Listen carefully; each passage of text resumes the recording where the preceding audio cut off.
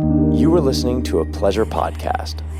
For more from our Sex Podcast Collective, visit pleasurepodcasts.com.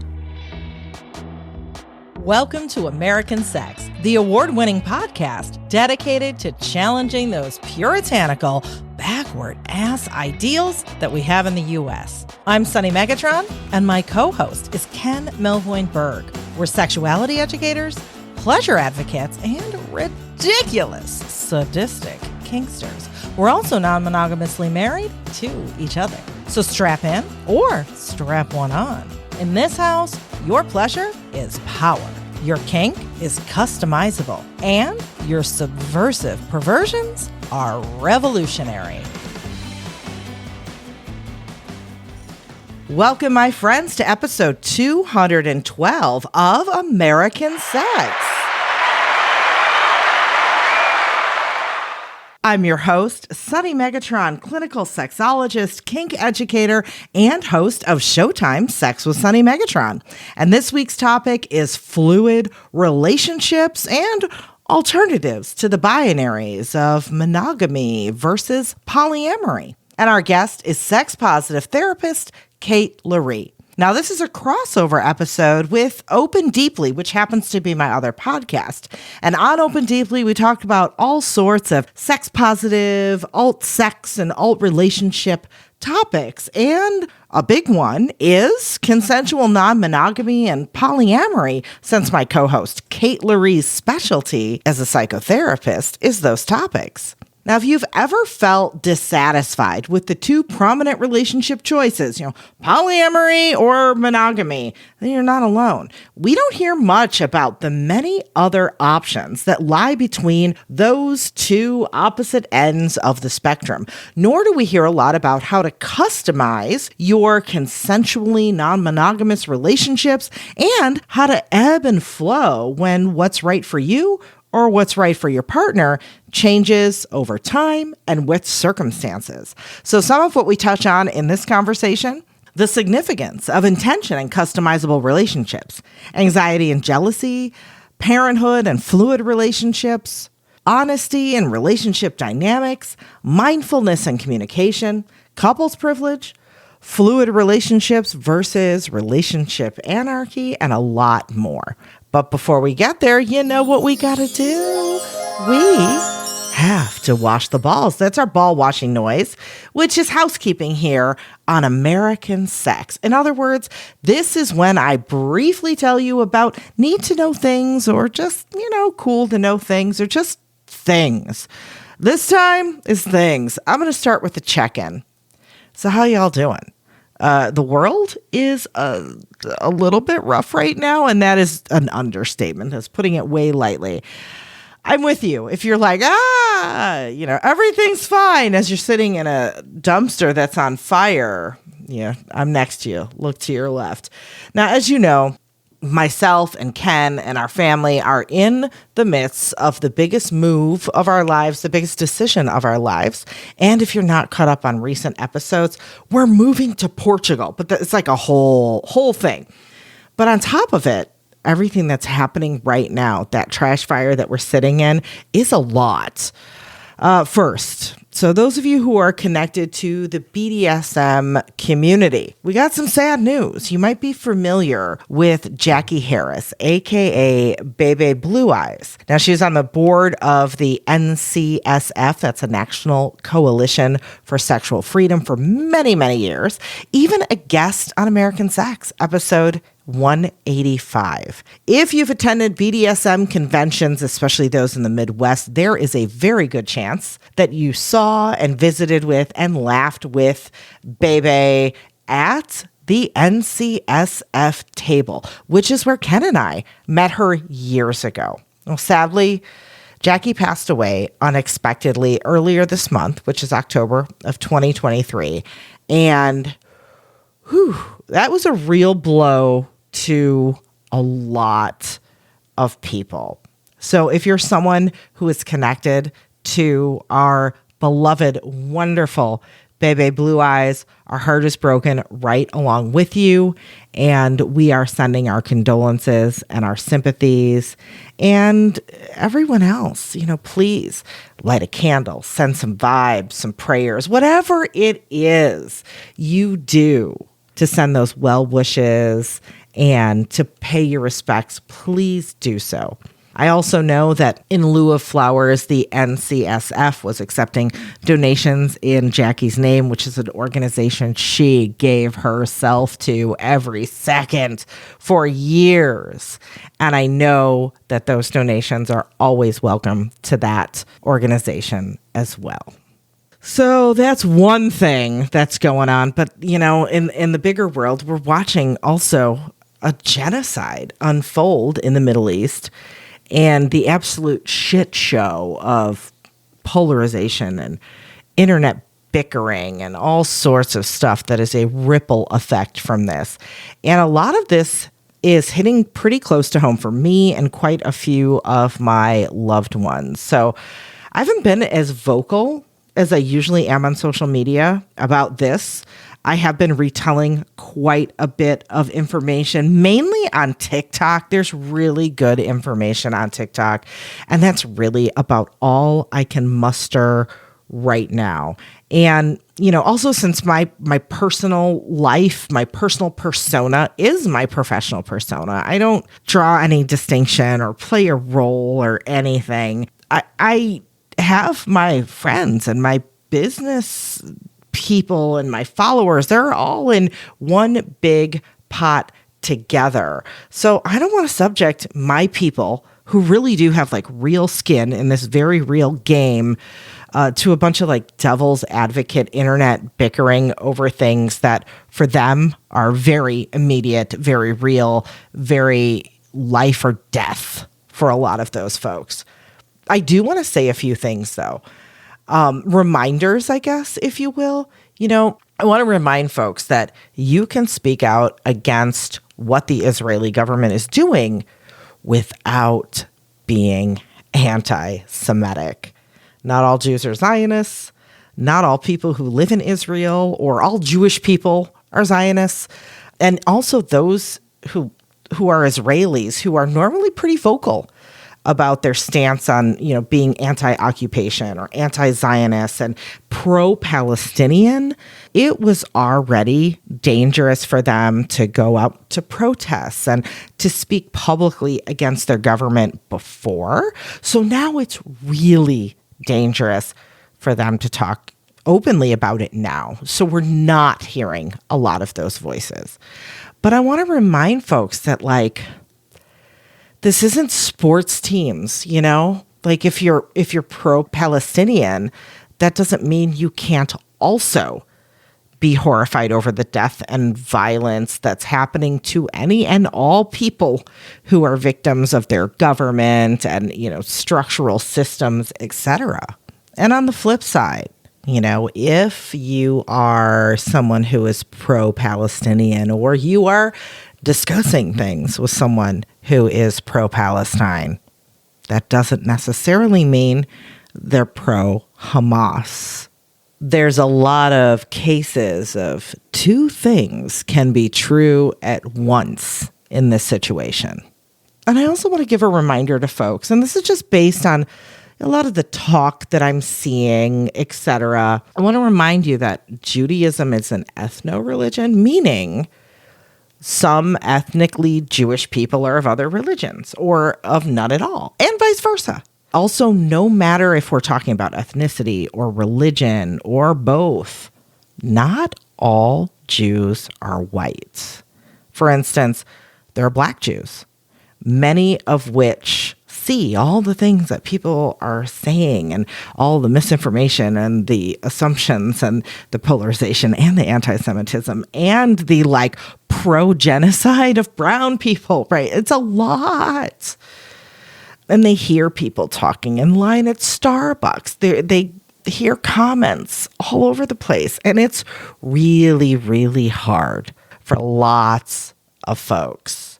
Now, there's a running commentary that we hear in this conflict. And it's like, oh, this conflict is complicated. It's so complicated.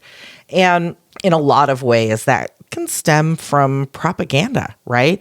To make people who aren't intimately close with this history and this conflict think, well, it's so above their heads that even if their gut is telling them like something's not right with everything that's going on, well, it's so complicated. I just must not know, what's happening. I'm not grasping something because it really can't be this simple, can it? And really, that part isn't the complicated part. Genocide is wrong. It's pretty easy to figure out, right? The complicated part, and I wouldn't even say complicated, probably nuanced is a better word, are the parts, some of which I just mentioned.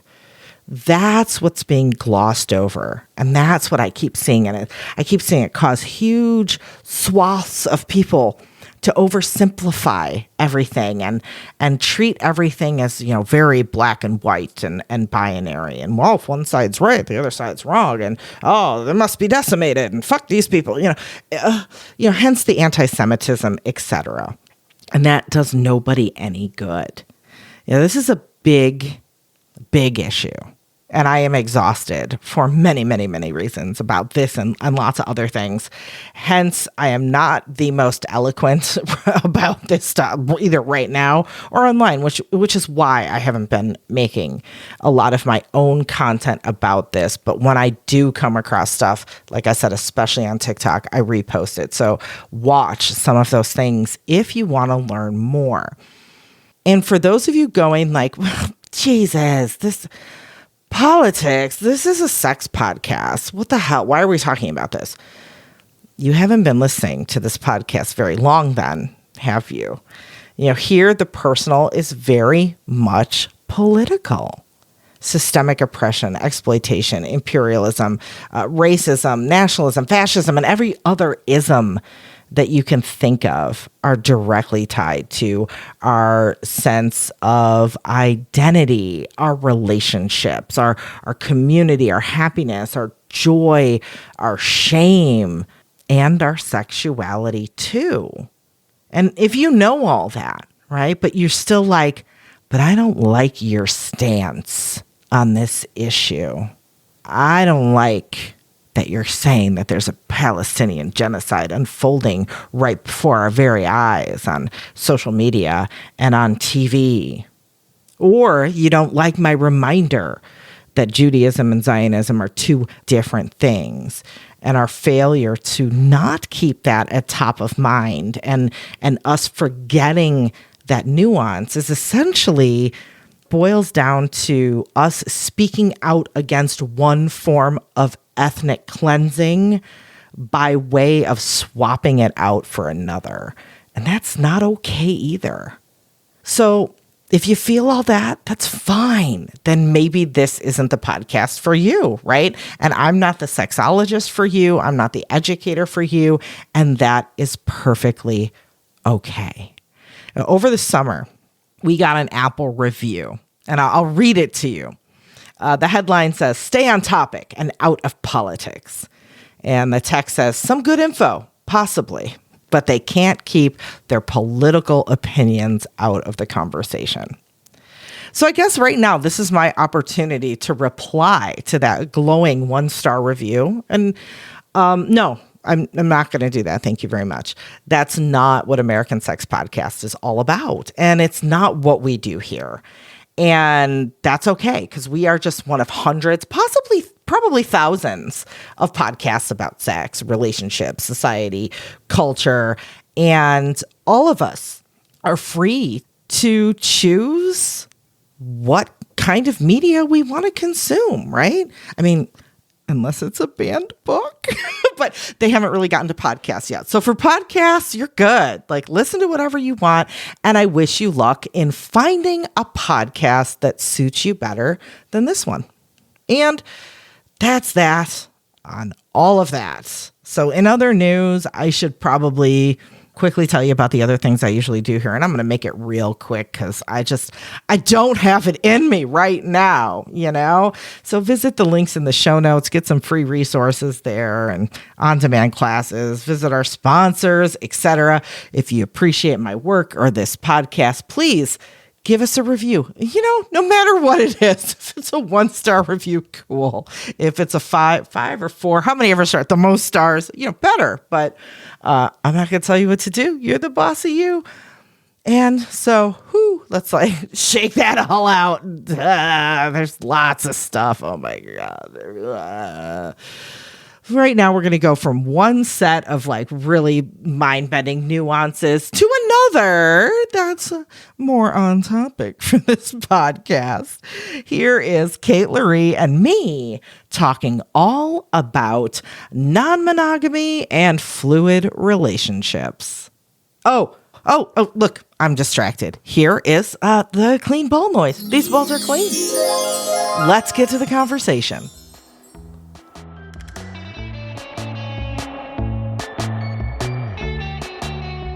So, Sunny, when I wrote my book, Open Deeply, I didn't know what was going to resonate for people.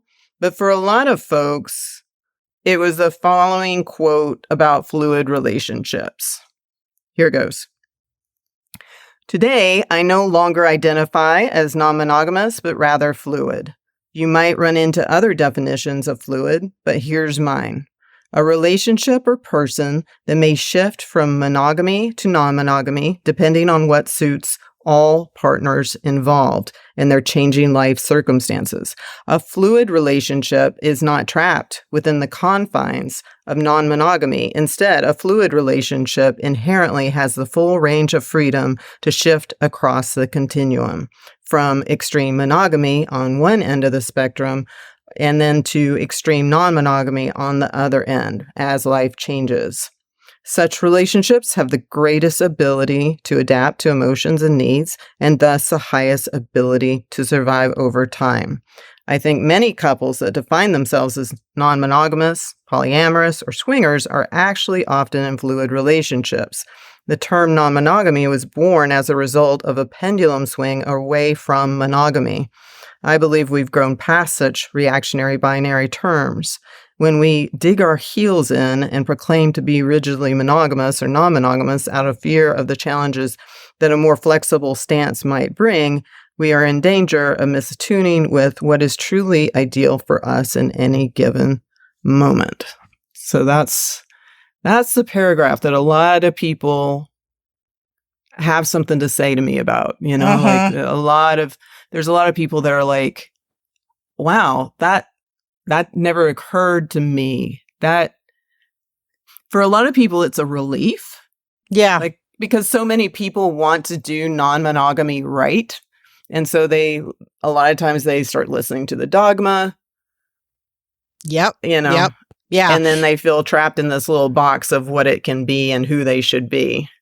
Yeah. And it's funny because for me, and this is just my approach to relationships and life, really, it never dawned on me that it would be anything other than this, which is interesting, and it's of course, when you bring it up, I'm of course, it's human nature. And I deal with this a lot, with people in the kink community, that when you learn about a new identity or a new part of yourself and you learn about the quote rules of whatever that is, you do stick to them like they are dogma. This is what I'm supposed to do. This is what the rule book says. You mean I can change it up according to what my partner's needs are? What, and it's yeah, that's super common.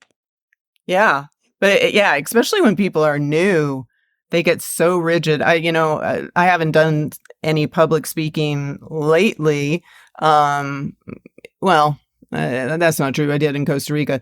But when I'm speaking to an audience, a lot of times they'll ask me the question, so how does non-monogamy look? And when I tell them it's custom made, that you can, it's like a custom made suit or dress, they always give me the scrunchy face. They want to be told what it looks like. Yeah. And the idea of it being this amorphous thing is kind of terrifying to a lot of folks. Yeah. And I mean, I think back in school, right? When let's say your teacher or professor or whoever said, okay, your final project, it's this big research paper that you have to work on, and it's like, okay, cool. And then they're like, and it can be on whatever subject you want. And you're like, I don't get choice. What do you mean, whatever subject? Like, I don't even know where to begin. Give me an idea of where I can go with it. Like, that was always the worst when it was an open-ended assignment. And I feel like, when we talk about kink or non-monogamy or whatever, anything in life being customizable, if it's new to us, we don't have examples of like what we can do, like all the possibilities.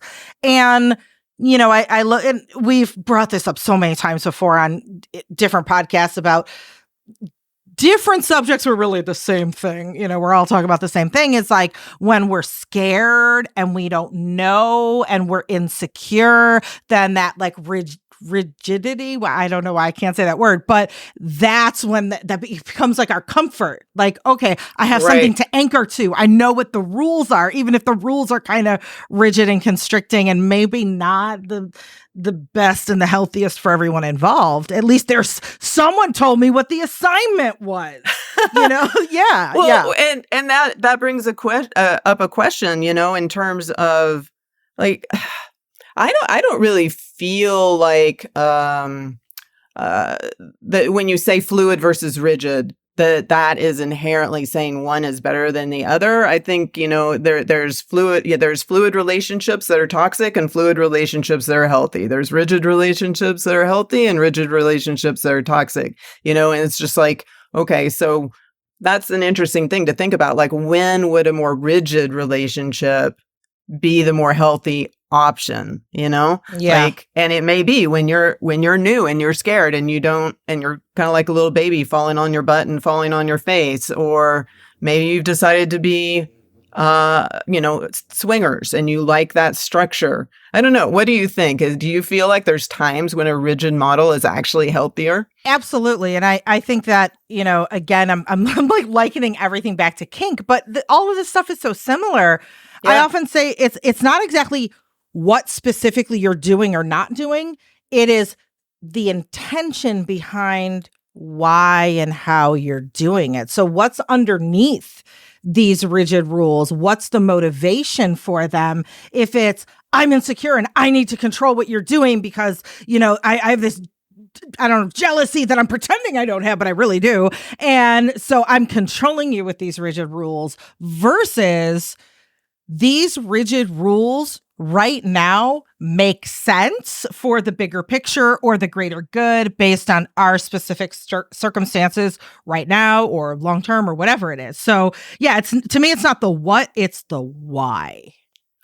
Yeah, the intention and the why. That makes sense. Like if you have a partner that, whether you're in a non-monogamous relationship, a kink relationship, or a fusion of the two, if you have like, say, a dom who is, keeping you isolated from other people, he has all these rigid rules and when you check inside your body, you feel a knife drop, like it doesn't feel safe. These rigid rules actually may be indicators that you're in an abusive relationship. Sometimes it's hard to tell. Or even with the anxiety, like you were mentioning, the anxiety, that can get tricky because a lot of people that come off as anxious or experiencing anxiety, they can be controlling. So they can come off as controlling to their partner, whereas they are just trying to manage their anxiety. And like, where does the anxiety come from? It may come from, just the newness of non-monogamy, or it could be some of their unresolved attachment injuries from their childhood are getting triggered by non-monogamy. So then it becomes very difficult to know, like, that's something to sometimes talk out with a therapist or really slow down and cool your jets when you're running into that, because you don't want to make your partner suffer by being controlling with your anxiety. But at the same time, if non-monogamy or kink is causing so much anxiety that you're having panic attacks and stuff, that is an indicator that you need to slow down. So I'm just curious what your thoughts are. Like, when is anxiety something to, when is anxiety in your mind just being controlling and a bad thing? And when do you think it's like a telltale sign that you need to slow down? And I'm just curious. It's like something that comes up in my private practice all the time. It's a really delicate balance, and it's really individual for everyone. But I think, there is, I don't know, something at the center of this. And again, it goes back to like, how are you approaching this and why and what's underneath it? And in order to like, what I'm about to say requires a lot of self-awareness. It requires being able to look into the future or plan into the future of your relationship and your, emotional development, both alone and together, and like strategize out a few moves. But to say, like, if you're really anxious and like your logic brain goes, no, everything's fine, but inside you're like, bah! And you need to like have those rigid rules to maybe baby step into things, because this is new to you, to be able to have the self-awareness to say, look, I know that like this can come off as controlling, et cetera, but I'm having a really hard time getting used to this, wrapping my head around non-monogamy. This is new. What do you say? We dip our toes in slowly, or we put the training wheels on a little bit. Maybe at first, we have these, 5 rigid rules, just as an example. And then as we talk things out, we peel one back. Maybe we peel another one back, and we work through that together. So it's like managing that anxiety that is there, that you can't just ignore and go, well, don't be anxious. Like if that worked, our lives would be great. But to have that strategy to be like, this is a crutch or, training wheels that I need right now for a purpose. Again, it's that intention behind it. Right. But in the long run, the goal is to take those training wheels off, because relying on those in the long run might feed into being controlling and, not the intention that you really intended to have going into it. Yeah. I mean, one way in my practice that I help people clarify, because a lot of times there's confusion that's also paired with it. And a lot of times I'll do EMDR with one person in the relationship, the one experiencing anxiety. I'll bridge back and find out what it's triggering. Ideally clear that out. And once that is dialed down, that trigger that comes from childhood, then there's this clarity that happens, and they have a better idea of what they need in terms of boundaries. Right. And they can, and from that place, they probably will come off as less controlling as well. So it's interesting. I thought maybe we would talk about our own personal experiences a little bit about related to fluidity versus non-monogamy. I mean, I know for me, there was a couple of times that I, really was grateful for the fact that in my marriage to my now ex-husband, that we did have that fluidity. Like, for instance, when I was building my private practice, I had to replace my job at the hospital. And so I was working, I would get to the hospital at like 9, and then I'd leave the hospital, and then I'd go to private practice, and I'd work till, 9 to 10 at night. It was just like crazy. And I was working on the weekends, like all of this. And, Richard was basically like, I feel like I should just focus and support you. So during that time, we didn't see anybody. We just we were monogamous in practice during that time. And he just had my back, and I'd come home just exhausted, and we'd watch a little bit of TV. And that was kind of like our life for a couple of years, and that was super helpful. I'm just wondering if there's been a time that stands out for you where you went from non-monogamy to being monogamous in practice for a time due to some reason. Yeah. I mean, and like your story, I feel like the ebbs and flows that I've had with my current partner, who's really the only one that I've been non-monogamous with. And it's been 14 years, 15. It's been a long time. We ebb and flow together. So it's worked out really well, and it hasn't been, I know some people will maybe there's like you were working a lot, or somebody like, oh, they're having a baby, or there's a big major life change, or, there's a time where their relationship might be under stress. So it's a good time to just like focus inward, for whatever reason or amount of time. We haven't really had anything like that, but like even right now, we're kind of sort of monogamous-ish, just because of like it's COVID is, we're both very COVID conscious. We don't go out. I really like, I could take or leave it. I'm just busy. I don't care. I don't care if my partner has other partners. It's like, for me, it's like, I don't have time for Right. but just more out of circumstance, like it just doesn't feel right now, but that could change tomorrow. Yeah. But I'm curious that, for me, it's been relatively easy, but I'm thinking, okay, if I were a different couple in a different circumstance, what if, let's say there's some major life change, or I feel like, oh yeah, we should take this time out to be more monogamous right now. And maybe my partner kind of feels that too, but one of us has a current partner. Do we break up with that partner? Like, how does that work? Yeah, like let's maybe give an example that's let's come up with an example, like two different scenarios. Okay. Let's say Sadie and, who do we want to name them? Sadie and Justin. Okay. So in the first example, in both examples, they have an intention to be more fluid and just kind of go with the flow with life and apply that to non-monogamy. But in one situation, they've always just been swingers. Mm-hmm. So they're not really emotionally attached to anybody in a deep way. Mm-hmm. And in example B, and in both of these examples, they have decided that they're going to be monogamous in practice when they get pregnant, and they're working on getting pregnant. In the second example, they both have outside partners. So, this is an interesting thing to look, compare and contrast, because in the first example, because the issue is couples privilege, right? Right. And treating other people like they are human beings with heartbeats. Right.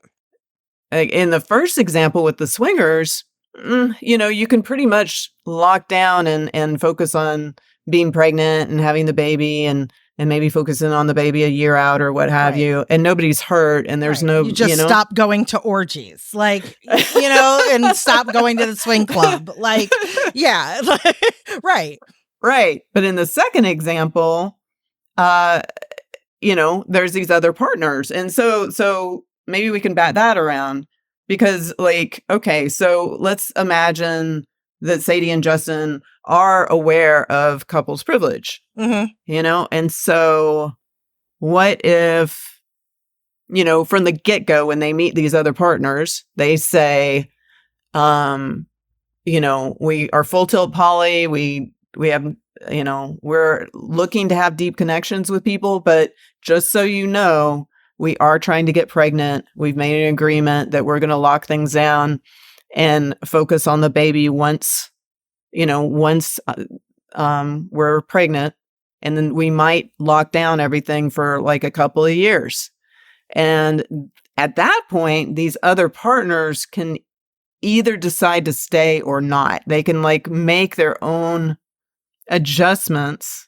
Either, let's say they stay, they might decide how often they want to see them, all that. This isn't a perfect solution, because we know that people, even, this is a very logical way to look at it, but at least you're giving the other people agency. But at the end of the day, people do catch feelings. So I'm wondering what you think about this. Yeah. I think that in that scenario, if, when you meet or start dating or whatever the other partner, and you disclose like, this is the situation, you now have informed consent to continue with this relationship or not. Okay. You know what I mean? Every kind of relationship is different. There are some people that approach their relationships very like, in the moment, we are into each other, we are having a good time, but shit changes, and that's okay. Right. And that's, they kind of take a more, Zen approach to things. Cool.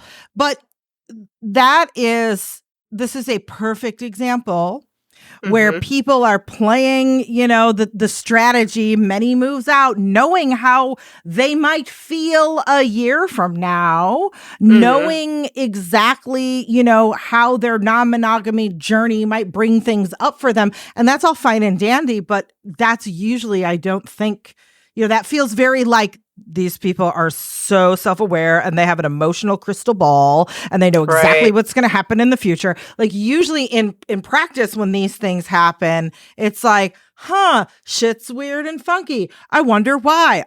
We should probably make a new relationship rule. Like we're reactionary in our planning. And that's not a bad thing. It's just like, we gain perspective through experience. And if we've never experienced that before, how are we supposed to know what we're going to need once we get pregnant? Right. You know what I mean? It's difficult.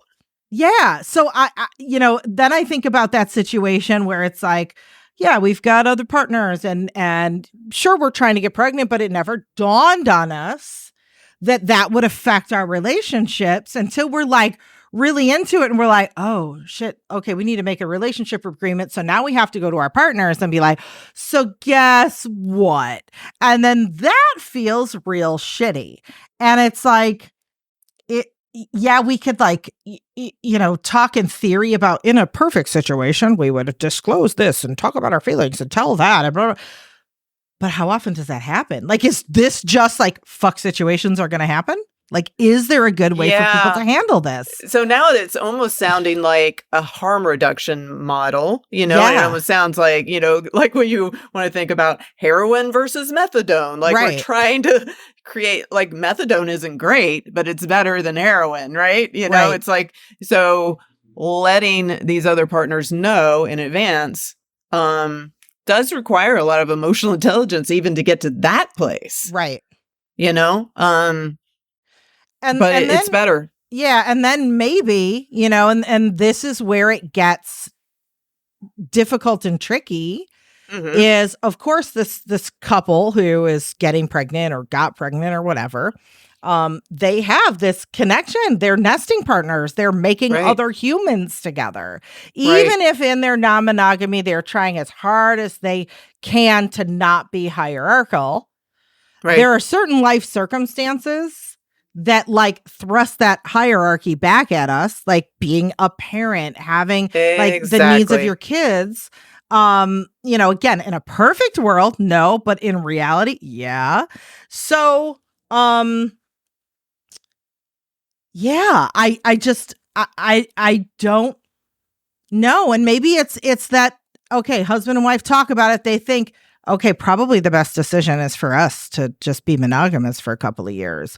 But before we make that final decision, let's talk it over with our other partners and say, between us talking, this seems like the best solution, but what's y'all's input? And then maybe there's some sort, maybe they're like, you know what? Cool. Like get on with your starting a family. That's fine. They might be like, no, I'm really attached. How about there's some sort of, I don't know, compromise or alternate solution where maybe they don't spend as much time together, or maybe they spend more time together as, a foursome and not in a sexual way, but in a more like it takes a village community way. Like, hey, we'll come over and like make you guys lunch and help you with the baby. And like, we'll just, take the focus off of the sexual, one-on-one aspect of the relationship and maybe shift the dynamic for everyone a little bit. Like, but that takes a whole lot to be able to do that. Yeah. Well, I think even just the first part that you mentioned, like just talking to the other partners and saying, this is what we're thinking about doing. What are your feelings? Rather than like coming down on them and just being like, this is the way, And I guess another thing that, and then once they say their opinions, this is a dialogue, right? Right. It doesn't dictate that you're just going to say yes to whatever they would prefer. It's a dialogue, but just asking seems considerate. And then another thing that you could throw in the mix, if we're, again, we're doing this, perfect, getting as perfect as we can related to this stuff. And at the end of the day, it is way more messy usually, is that if a couple knows that they're trying to get pregnant, then they could try and really choose partners that do seem really stable emotionally, because let's face it, if you bring in a partner that's very fragile emotionally, they struggle with a lot of mental health issues, they're struggling with a lot of unresolved stuff, and you tell them, just so you know, we're trying to get pregnant, and when we get pregnant, we're going to start to close things down, or we're going to simplify things. We'll keep a dialogue with you, and hear your input, but we're probably going to get way more simple with our non-monogamy at that point. Even if you do that, if you're dating someone who's super fragile, the chances that they might get attached and be really hurt when you kind of pull back is heightened. Whereas if you choose somebody who, maybe has their own partner or partners, they're feeling really stable, they're happy, that it seems like that reduces the chance of doing injury. Yeah. Yeah. And I mean, that goes for yourself if you're one of the couples. Like maybe all partners agree this is what's going to happen. We're all cool with it. And then it happens and you're like, but I miss my other partner. I didn't think I was going to. I don't know if I can do this. You know what I mean? Right. Yeah. Oh God, it's messy and complicated. It is. Yeah. It is. Yeah. And it's just, I hear a lot of people, sometimes it's people that are still at a stage in their life where they're fancy free, they're going to Burning Man and they're just dating different people. They're not living with anyone. They're not married. They don't have kids, and they're very dogmatic about, that couples privilege is the most evil thing in the world. And, and it's like, yes, we need to be very mindful of couples privilege. It can do all kinds of damage, but it's like once you get married, once you have kids, once you have responsibilities, it gets way harder. And and I think the older you get in life, the more you honor how difficult it is.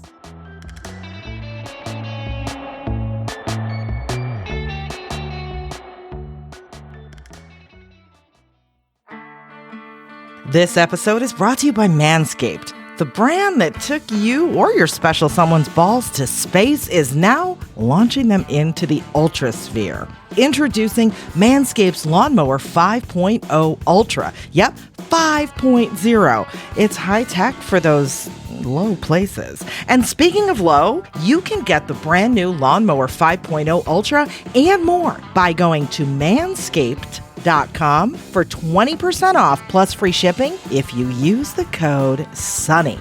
We all know how dangerous it can get when going in for a close shave below the belt, and that's why I trust Manscaped for those sensitive areas. Manscaped's 5th generation trimmer features 2 interchangeable next-gen skin-safe blade heads, a standard one for taking a little off the top, and a new foil blade for that smooth finish. It also features dual LED spotlights that provide contrast on multiple skin tones. It's waterproof too. And for you jet setters, the Lawnmower 5.0 Ultra comes with a travel case and has a travel lock too. Manscaped is on the cutting edge of cutting pubes. Get 20% off and free shipping with the code SUNNY at manscaped.com. That's 20% off and free shipping with the code SUNNY at manscaped.com. Hey, it's time to go ultra with Manscaped. Whether you're cozily lounging at home or stuck in a long commute, Dipsea Stories is your passport to a world of thrilling adventures and unforgettable encounters. What is Dipsea? It's an app full of hundreds of short, sexy audio stories designed by women for women. They bring scenarios to life with immersive soundscapes and realistic characters. You can discover stories about second chance romances, adventurous vacation flings, and hot and heavy hookups.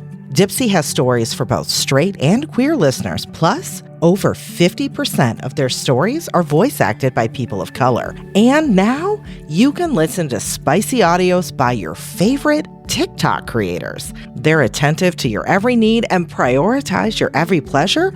And of course, they have voices that will make you melt. DIPSE also has soothing sleep stories, wellness sessions, and sexy stories to read too. The best part is DIPSE releases new content every single week. So in between listening to your favorite stories again and again and again, you can always find something new to explore. For listeners of American Sex Podcast, DIPSE is offering an extended 30-day free trial when you go to dipsestories.com/sunny, SUNNY. Yeah, that's 30 days of full access absolutely free when you go to dipseastories.com/sunny. That's dipseastories.com/sunny.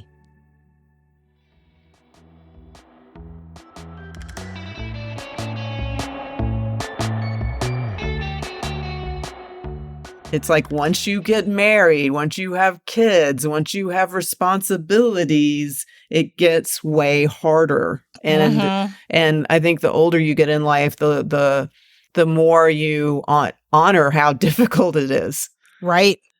Yeah. It's really complex. And, then there's the separating the logic from the feelings. It's like, maybe I'm that other partner and I logically understand why it makes that. You don't have as much bandwidth. You don't have as much time. Your focus is on, starting this new family, etc. And I get that up here in the front of my head. Right. But, my feelings are like, but now I feel abandoned. I feel triggered. Like, that you're talking about attachment injuries get triggered. And you can't always just logic your way out of those feelings. Yeah. Right. So this is not a perfect science, and we're just batting this around. That's why we're having this discussion, because it's like a lot of times people just, they have this way that they want to do non-monogamy, and then they don't think in advance of the different ways. Like back in the day, a lot of people might not know this reference anymore, but the Choose Your Own Adventure novel. I think that is, using that same idea within non-monogamy, I think is very helpful, because I have so many clients that will just tell their other partners what they need to hear in order to feel good, versus saying, I really feel connected to you, but these are different ways. These are different ways that I may change in the future related to non-monogamy. I might stay with different partners. I might get married and decide to have kids and decide to be monogamous. I might, like to at least tell your partner like the different ways that that you as an individual might show up within relationships. At least gives people some ability to wrap their head around alternate versions of reality that could unfold. Yeah. And again, I go back to like, that's hard, because are all of us that self-aware? I think of myself like, I don't know if it's my neurodivergence, if it's, whatever, but like I have a hard time even conceptualizing the future. I don't know how I'm gonna feel whatever in 6 months when some major life change happens. Like, how am I supposed to be like, just so you know, in 2 years, I might feel like this. Like, I don't know how I'm going to feel in 5 minutes. Like, like what? So, yeah. And I think a lot of people can probably relate to that. Like, again, in a perfect world, we'd be like, yes, this is exactly what's going to happen. But in reality, we're not that self-aware, and we don't have crystal balls, and we don't know. We've never been through these experiences before.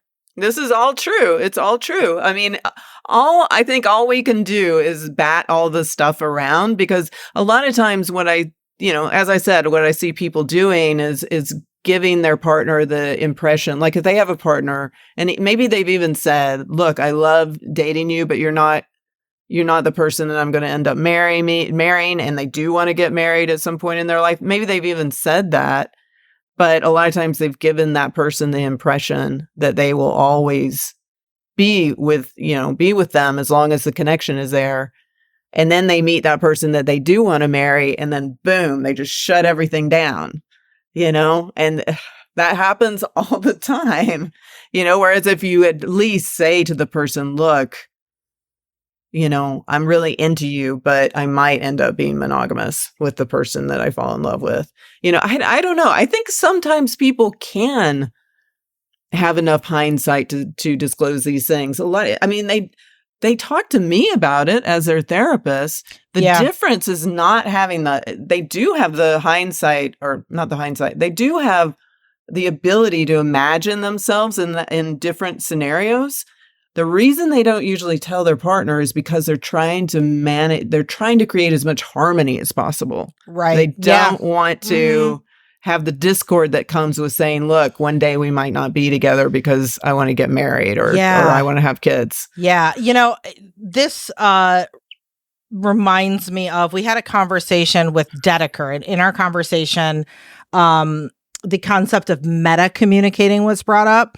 And then I had seen a TikTok, and it was from a therapist who was, I believe, autistic. And for the life of me, I cannot remember who it was. If I find it, I'll give it to you. We'll put it in the show notes or something. But this concept illuminated meta communication in relationships to me, like I intuitively knew, but I couldn't explain. So, and he was saying this as someone who is autistic, like autistic folks often, and I very much relate to this, automatically have this sort of ability to be in the emotion and be in the moment, and also step back and be in like the cognitive logic of what's going on behind the emotion. And the example that he gave was like, he's like, me and my spouse are arguing and we are in it, and my spouse is in it. Like that is her whole world. But he's like, for me, I see that we're in a play and we're two characters on a stage. Yeah. And I can be the character on stage in it. And I can also be backstage talking about what the characters are doing. And he's like, I've approached life thinking that everybody could both be on stage and be backstage at the same time. And he's like, I realize like the neurotypical way of thinking is like, the only thing is the stage. There is no, we're going to talk backstage about what our characters are doing with their feelings right now. And he's like, it always fucked me up. Like people just treated me like, what are you, how come in the middle of this argument, you're like bringing this logic into it? And when I heard that, I was like, oh my God, because when I'm in conflict with people, I talk to them about what's going on with our feelings as if we are backstage discussing what our characters are doing. And I don't realize they are still their character. And they're like, what are you talking about? But yeah, go ahead. But this is fascinating to me. Basically what he's describing is mindfulness. This is what I teach all my clients, all my couple clients. I'm like, I always talk to them about, you need to get to a place where you can watch the Becky and Bob show, like mindfully watching that. You can train. I remember being in my 30s, I'm 54 now, and I was like that. I was just in it. And then somebody talked to me about mindfulness. And the first time I heard the concept of watching the Kate show, I thought it sounded crazy pants, but then I trained myself to do it. And now I train other folks to do it. So people can make that switch. And I think that's, when I talk about having a conscious, compassionate relationship in my book, that's what I'm talking about. Yes. Yeah. And I like, for the life of me, I hope I liked this video. It was a while ago. If I can't find it and anyone listening knows who I'm talking about, please tweet us with like a link to the video or the creator that talked about this, because it was brilliant. But he was saying that so once he realized this, he invented like, a kind of a code word for when he was in some heated debate or argument or whatever with his wife, is like, hey, wait, can we talk backstage? And that like was the cue to like, let's like bring ourselves out of the intense emotion and really try to like look at, when I say, well, I did this because it's not because I'm giving an excuse. It's because like, I'm just trying to figure out like, well, I was doing this and I thought that, and now I know it's wrong, but so why were you doing that? And how do we end up here? Like we're just figuring out how our characters got where they got, not making an excuse. And just like that one code word of like, let's talk off stage helps them in their debates. So yeah, when I heard that, I was like, oh my God, that's what I keep trying to do in my arguments, but I'm the only one that knows I'm backstage, and I didn't know to tell anyone else that. Yeah, people have to be trained to do that, but they can do it. And, it's interesting. So that's Buddhism. And what's so interesting is having that mindfulness, I think, is a big piece of the puzzle that allows a relationship to start to move towards a fluid relationship. And that brings me to like that basic Buddhist formula of suffering equals pain plus resistance. So, like to give you an example, like if somebody is in a traffic jam, the person that's practicing Buddhism would probably just be like, okay, I'm in this traffic jam. I can't do a damn thing about it. I'm just going to listen to some books on tape. So they have the pain of the traffic jam, but they're not resisting it. So they don't have suffering. Versus the person that's like, God damn it. And they're screaming at everybody and they're throwing a fit. They're not moving. It's not helping them in any way, but and so they're suffering because they've got the pain plus the resistance, And so I think with fluidity in life, it is a more Buddhist way to move through life, where you're just noticing what you need or what feels in tune and what's the most authentic in any particular movement and at any juncture in your life. And it's just kind of like being water. Yeah. Where, so that becomes easier to do if you are a non-monogamous person that is single. So I'm not talking about solo poly. I'm talking about a non-monogamous person that's single. You can just be in that Buddhist flow of life and just do whatever feels right in the moment more easily. The more partners you have involved, the more it is difficult to apply Buddhist fluidity to non-monogamy. Yeah. Or the more complicated your life, the more you have, like kids and other responsibilities, the more these things populate your life, the more it becomes difficult. I agree. Like, and I think too, even thinking, I agree with you about like just, flowing with the water and ebbing and, listening to the book on tape. But I think also there are some times where like that motherfucker screaming serves a purpose if it's in perspective and like maybe you intuitively know like I just need to scream and let this out because it is like, that pressure cooker. Right. But I also know I'm not going to scream and let it out in a way where it is directed at somebody. It is putting the blame on somebody. It's more of like a cathartic excuse. And I've done this where it's like, okay, here's an example where totally not a relationship example, but like something is wrong. You've, I don't know, booked a trip with a company and then your reservations got canceled and it really like fucked you up and you're calling to like straighten it out and you're really pissed and you get this customer service person on the phone and it's not their fault. They get screamed at all day. And there are times where it's like, I'll be so upset. I can feel my voice start, or like even like tears, like my face is, I'm so pissed. And I'll be like, okay, so, Jessica, customer service representative, I know this isn't your fault and I know you didn't do it, but I'm like really upset. So I'm going to sound really pissed and harsh, but no, it's not directed at you. I'm just really pissed at the situation, pissed at your company. And then I'm like, I can't believe this is unacceptable. And then I'm like, I'm sorry, Jessica, I just had to give up. But you do understand? And they're like, she's like, yeah, I understand.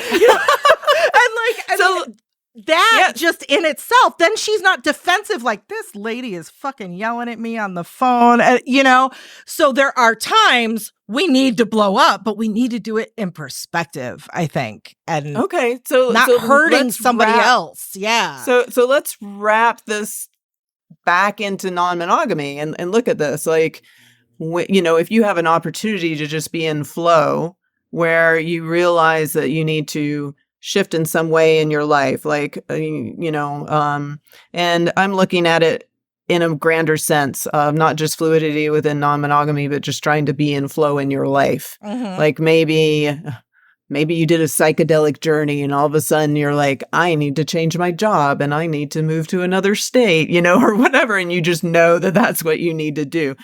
Granted, you shouldn't do that directly after a psychedelic journey. You should wait for, but you had this huge epiphany and you need to flow in some direction in your life that's different. Now, or let's see, this isn't a perfect example. I'm trying to think of an example. Yeah. And also within the same example, the partner that you have within non-monogamy has been upsetting you and for quite some time.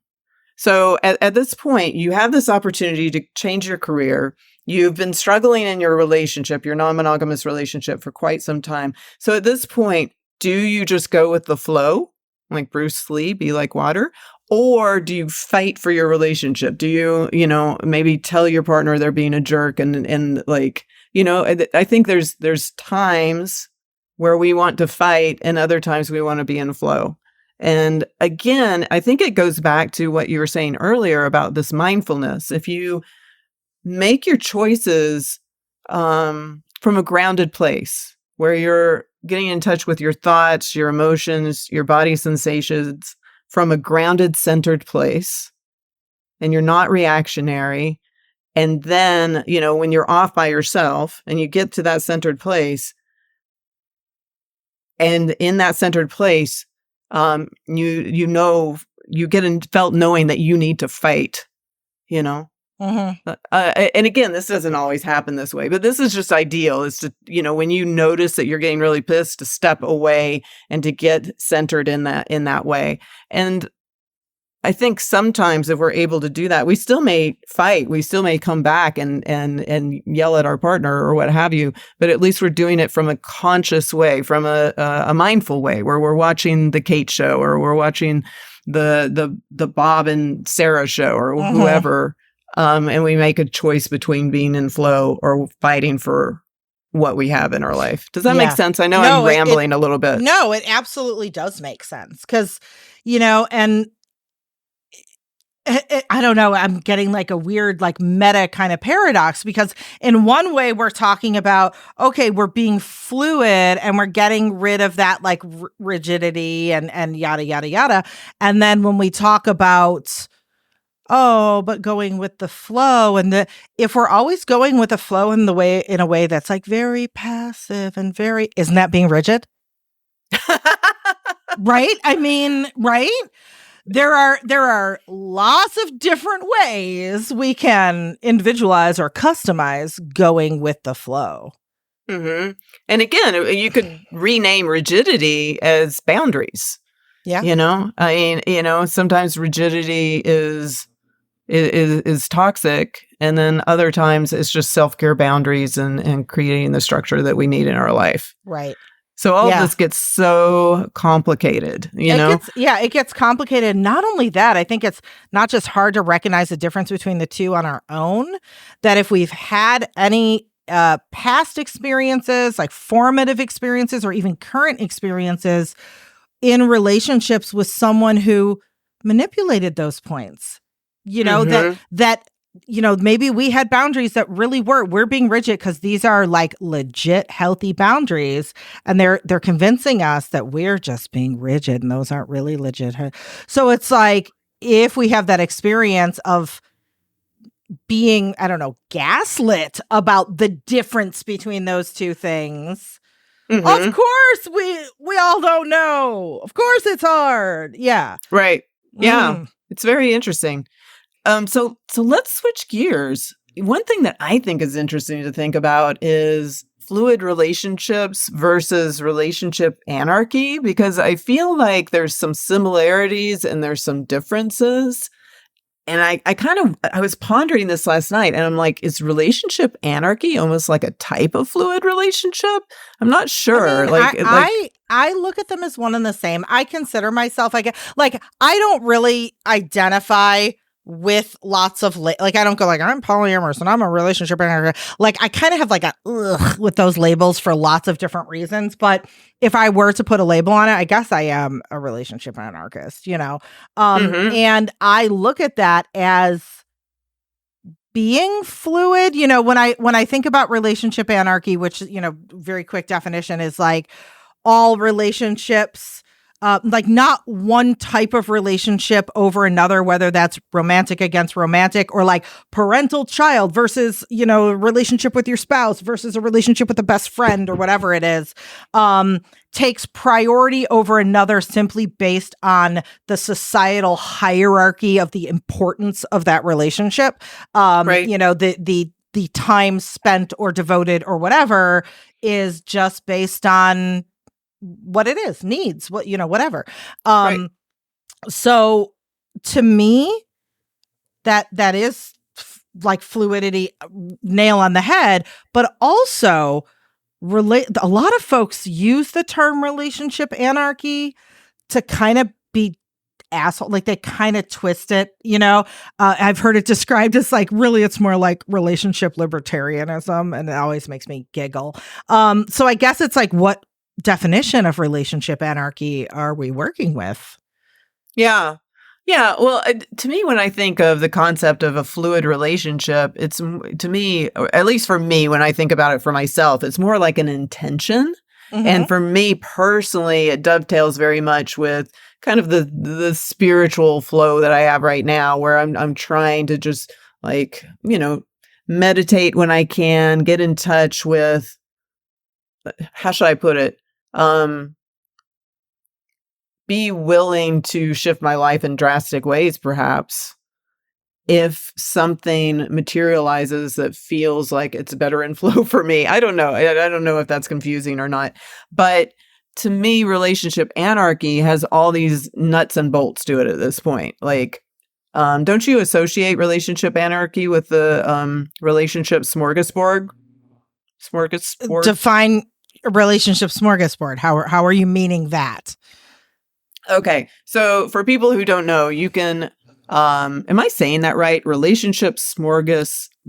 I say smorgasbord, but maybe it's not maybe it's smorgas. I say smorgas, but I don't know. Smorgasbord. Yes. So RS, I'll just say that. If you were to Google it, you would see all these charts of different things that you can choose. Like, okay, so let's look at our menu here, lover. Maybe we want to have hot sex, but we also want to maybe have a friendship, or like it looks like a menu, and you can pick and choose different things from the menu, like components of your relationship, like components of relationship components, basically. Right. I get, It's very much like looking at a menu and like choosing your meal. Like, I want this and then this and a side of that. And, you can look at everything that are options and together figure out what you want your relationship to be. I kind of think of that as being part of relationship anarchy. Also, I think of relationship anarchy, along with what you said, is that ability, like more of a conscious okayness with potentially flowing from, like, say, a marriage to divorce and being just friends, and then maybe flowing into being a lovership, like that kind of okayness with that kind of flow. I think of that as also a little bit of relationship anarchy. Yeah, I look at it differently. And again, like, there is, I'm just reminding listeners, there is no one, like, this is the definition for everyone. This is the customizability, because we all have our own versions. For me, relationship anarchy, if we're looking at the whole pie, the components of the pie are different relationships with different people. To me, it's not different components of one relationship with the same person. But that's the way I look at it. And so, when I look at, for instance, relationship anarchy, I'll look at, like, my pie that I'm looking at is, let's say we're that couple having the baby, right? It's like me and my partner I'm having the baby with, and me and my other partner, and me and my metamor, and maybe me and my mother, and me and my children, and me and my best friend, and me and my whoever's in my life that I'm having close relationships with, and then not prioritizing one or the other strictly based on hierarchy, like, well, the marriage is always the most important relationship of all. So anytime there's a choice whether to spend time or devote energy, I must always pick my spouse first. Right. It's like, no, maybe based on, needs at the moment, or to me, it's not really based on equality. Like, you get 2 days out of my schedule. You get 2 days out of my schedule. It's more based on equity. Like, what are the needs of each relationship right now? And that dictates how, I don't know, the ratio is parsed out. Maybe my best friend's going through a horrible divorce right now, really needs somebody. And it's like, that is going to become the priority relationship in my life right now based on like the collective needs of the whole pie. Right. Yeah. And not based on, well, she's only my friend and that always takes second fiddle to my husband or so, you know what I mean? Like, yeah. So to me, that's what relationship anarchy is. Yeah. Yeah. And I've always heard that too. Yeah. I've just, for some reason, I have it correlated. I have relationship anarchy and the relationships smorgasbord a little bit linked up in my head. It seems like oftentimes I'll hear those two talked about kind of concurrently. Yeah. And so it feels a little bit similar to me. And I think they're similar, like, at least to me. And I'm not the non-monogamy expert, so I'm just going with the definitions that I kind of know and love and use in my own life. But the approach or the logic seems similar. Yeah, absolutely. Yeah, because we do get to custom make the types of relationships we like. Just because we're in a romantic relationship with somebody doesn't mean like we have to have the sex part and we have to have we're friends and we hold hands walking on the beach and have conversations, and we don't have to have like we're raising kids together. Like we can choose whatever the F we want, Yeah. So it's the same line of thinking, I guess, to me. Yeah, I think they're a little bit different, but just in terms of, I think you can have the intention to have a fluid relationship and have some, like you could say, okay, I am going to have some rigidity in my life in the sense that I am choosing this one partner, right?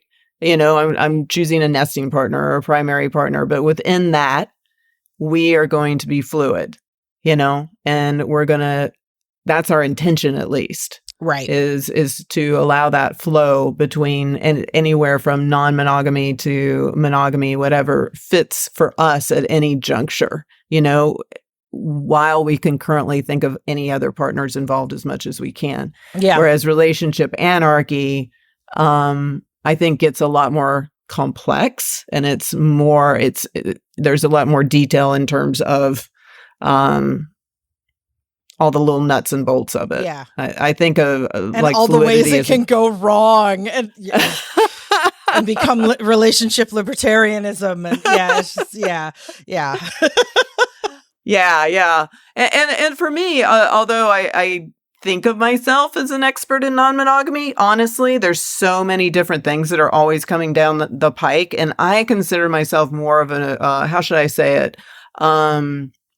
Like there's sex educators that know all the terms that are coming down the pike every day.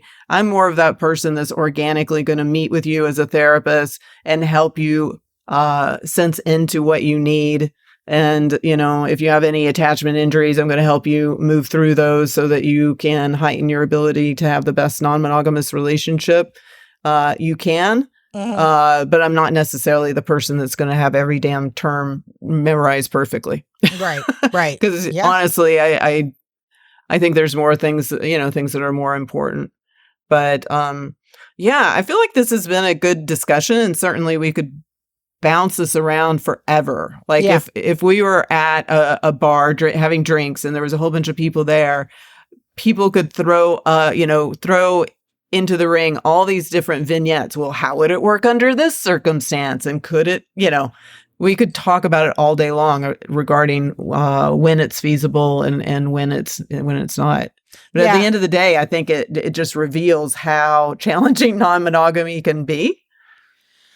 Really challenging. And it requires so much, like we're talking about the self-awareness, to be able to like meta communicate, the recognizing like these are emotions, and emotions aren't always like logically rational, but they are also very fucking valid and real.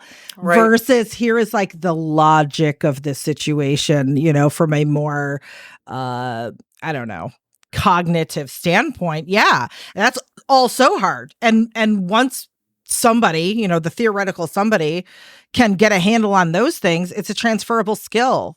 We transfer that from our relationships to how we operate at work, to our kink life, to our, it goes on and on and on and on. This is so true. Mm-hmm. Yeah. And I think one final thing that might be interesting to think about is like, what is the benefits and maybe the cons of a fluid relationship, and the benefits and the cons of a more rigid relationship. Like a fluid relationship, or a relationship that leans towards being more fluid, I think has the more opportunities for growth, but potentially could be a little bit more chaotic. It probably requires more emotional intelligence, and it probably requires more experience. Right. And it seems like a more rigid relationship, like swingers or what have you, a benefit can sometimes, especially if you're scared or nervous, like it can create some structure where you know what the rules are. You kind of know what's going to happen or what's not going to happen in advance a little bit more. But then again, it may hamper your ability to grow, and it might hamper your ability to be truly authentic for who you are in any given time in your life. Mm-hmm. Like, what would you say? Do you have any thoughts about the pros and cons? I absolutely agree. Scenario number one is you have the opportunity to grow, but growth doesn't come without making mistakes, making missteps, journeying into the unknown, doing things that are scary, all of that stuff. With growth is painful and messy and has the potential to really go awry and kick you in the ass. And that's the risk that you take to grow. Right. And not saying that that's always the better way, because sometimes those missteps when you're working on growing can really be a bad deal to deal with, So the more rigid rules, you don't have as much opportunity for growth, but you don't have as much opportunity for something to really get fucked up, like major life decision kind of fucked up. So it's like a risk profile. Mm-hmm. Really? Right. Yeah. Yeah, it's a give and take, and everyone's going to pick a different place along that spectrum of risk versus growth. Yeah. And so, listeners, you can probably see how we kind of got even broader from the original definition that I read that comes from my book. But it can get this big, I started out with a definition that's more about just being fluid from the more extreme monogamous relationship all the way down the continuum to the more extreme non-monogamous relationship, and just fluid, just inherently allowing that kind of fluidity from that spectrum. But then there's all these other ways to be fluid as well, which we've been kind of bouncing around in this conversation. I think good imagery to close it up is like when we talk about spectrums in our minds, we think of like from back and forth, from left to right, from, extreme to not extreme. But when we talk about fluid, that's a big old pool of water, and you could float anywhere, and it's 3D. You can be deep, shallow, left, right, diagonal, anywhere in that pool. And that's a lot. That is not your professor giving you 3 subjects to pick from for your final research paper. All right. So I wonder if people listening to this have some clarity, or if they're more confused than when they first started to listen. I'm hoping this at least that when people listen to this, it'll give them some things to think about, especially if you're new in non-monogamy.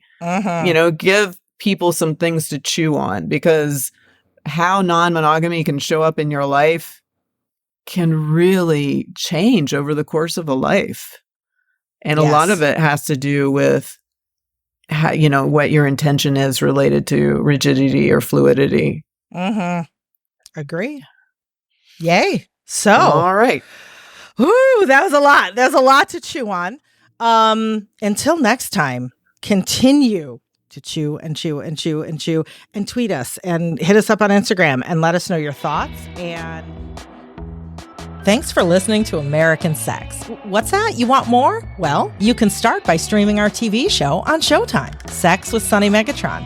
Then pop on over to sunnymegatron.com. Everything's there. You can get updates on my new book, check out my sex ed and BDSM workshops, learn how to book me for your organization or for coaching.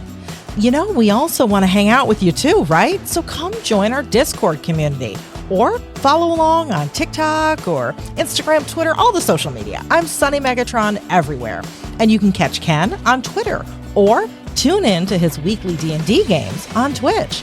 If you want to support the show, a great way to do that is simply to tell people about it. Make a TikTok or tweet about your favorite part of this episode. Oh, and don't forget to subscribe and leave a review too. And if you're a ride or die American fucker, you're going to want to join our Patreon community. We'll send you official American Fucker stickers, and you'll get a lot more too at patreon.com/AmericanSex. Now, just in case you happen to be one of the few that still has disposable income in this late-stage capitalist hellscape, well, when you're shopping for a new sex toy, BDSM gear, Kink Academy membership, or other things, please patronize our sponsors and affiliates. You'll get a discount, and it helps us too. Win-win. All those links and codes are in our show notes. Thanks, American Fuckers. We appreciate the heck out of you. See you next time.